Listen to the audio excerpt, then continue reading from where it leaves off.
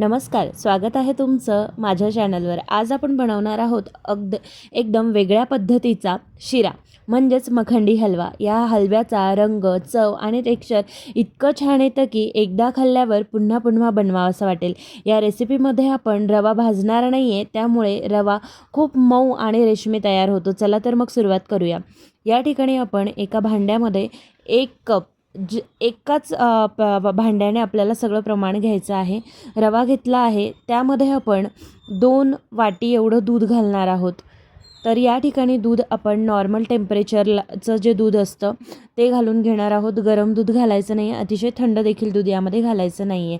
आता यामध्ये गुठळ्या राहणार नाहीत, म्हणून याला व्यवस्थित आपल्याला मिक्स करून घ्यायचं आहे आणि हे मिश्रण आपल्याला 10 मिनिटासाठी बाजूला ठेवायचं आहे, म्हणजे रवा व्यवस्थित आतपर्यंत दूध जे आहे ते शोषून घेणार आहे।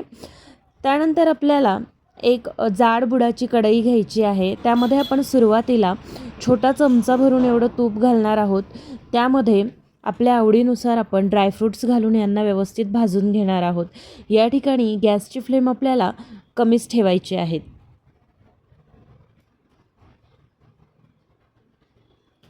तर या ठिकाणी आपला ड्रायफ्रूट्स जे आहे ते व्यवस्थित भाजले गेलेले आहे, यांना आपण काढून घेऊयात। तर हे काढून झाल्यानंतर या ठिकाणी तुपाचं प्रमाण तुम्ही बरोबरीच जरी घेतलं, म्हणजे जेवढा आपण रवा घेतला तेवढंच यामध्ये आपल्याला तूप घालायचं आहे, कमी जास्त तुम्ही करू शकतात। तर या ठिकाणी मी मोठे 2 चमचे आधी घातले, नंतरही आपण तूप घालणार आहे। मी आधी थोडं कमी तूप घातलेलं आहे। तर यामध्ये आपण 1 वाटी, ज्या वाटीने आपण रवा घेतला त्याच वाटीने आपल्याला साखर देखील घ्यायची आहे। आता ही प्रोसेस करताना आपल्याला खूप काळजी घ्यायची आहे, थोडा वेळ लागतो, पण अतिशय छान असा हा हलवा जो आहे तो तयार होतो। तर या ठिकाणी आपण साखर जी आहे ती कॅरमल करून घेतोय।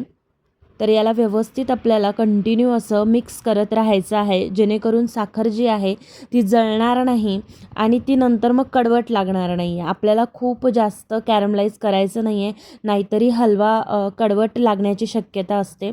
तर अशा पद्धतीने आपण मीडियम गॅसवरती याला व्यवस्थित असं साखर कॅरमलाइज करून घेत आहोत। तर इथे साखर व्यवस्थित वितळली की नंतर ती पटापट अशी कॅरमलाइज व्हायला तयार होते। अशा पद्धतीने साखरेचा रंग आपला बदलला की आपल्याला यामध्ये आपण जे झाकून ठेवलेलं मिश्रण आहे रव्याचं ते घालायचं आहे। तर तुम्ही बघू शकतात, मी फार याला जाळू नाही दिलं आहे। आपला हलका मस्त तपकिरी रंग आला की यामध्ये आपण तयार केलेलं मिश्रण जे आहे ते घालून घ्यायचं आहे। तर या ठिकाणी मी हे बघा, मस्त असं रव्याने दूध शोषून घेतलेलं आहे। तर याला आपण यामध्ये घालून घेतोय।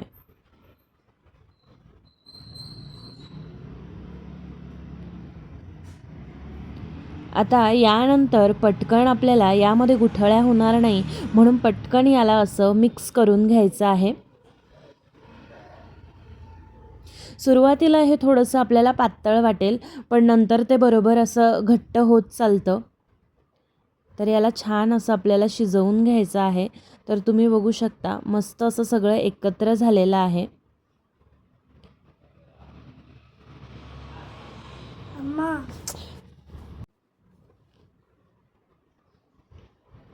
तर यामध्ये तुम्ही तुमच्या आवडीनुसार नंतर वेलची पूड किंवा जायफळ वगैरे देखील घालू शकतात।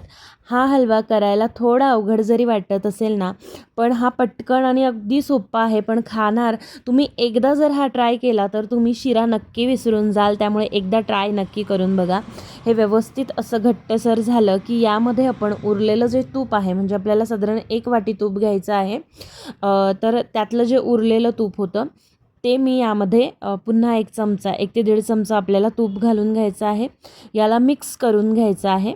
सुरुवातीलाही एकदम घातलं तरीही तूप चालणार आहे, पण असं केल्यामुळे तुपाचा छान आणखीन फ्लेवर येतो। याला थोडं परतून घेतल्यानंतर आता या ठिकाणी याची टेस्ट अजून वाढावी म्हणून यामध्ये मी थोडीशी साखर, म्हणजे 1 चमचा, छोटा चमचा आपल्याला वरून साखर घालून घ्यायची आहे। नाही घातली तरी काही हरकत नाही आहे, पण ही साखर थोडीशी, म्हणजे आपल्याला पूर्ण वितळही नाही द्यायची आहे, त्यामुळे ही थोडीशी आपल्या दातांखाली येते, तर ते अजून छान लागतं। तर या ठिकाणी ही प्रोसेस जी आहे ती कंप्लीट होऊन जाते आपली। शिरा बघा किती पटकन हा हलवा होतो। तर याला थोडं मिक्स करून घेतलं आणि आपण जे तळून घेतलेले ड्रायफ्रूट्स आहे ते यामध्ये आपण आता घालून घेणार आहोत. जर तुम्हाला ही रेसिपी आवडली असेल तर तुम्ही एक व्हिडिओला लाईक करा, कमेंट करा आणि अशाच छान छान रेसिपींना बघण्यासाठी माझ्या चॅनलला नक्की लाईक करा, शेअर करा आणि सबस्क्राईब करा. जरा वेगळी आणि हटके ही रेसिपी कशी वाटली कमेंट करायला मात्र तेवढं विसरू नका. भेटूया लवकरच पुढच्या व्हिडिओमध्ये. बाय.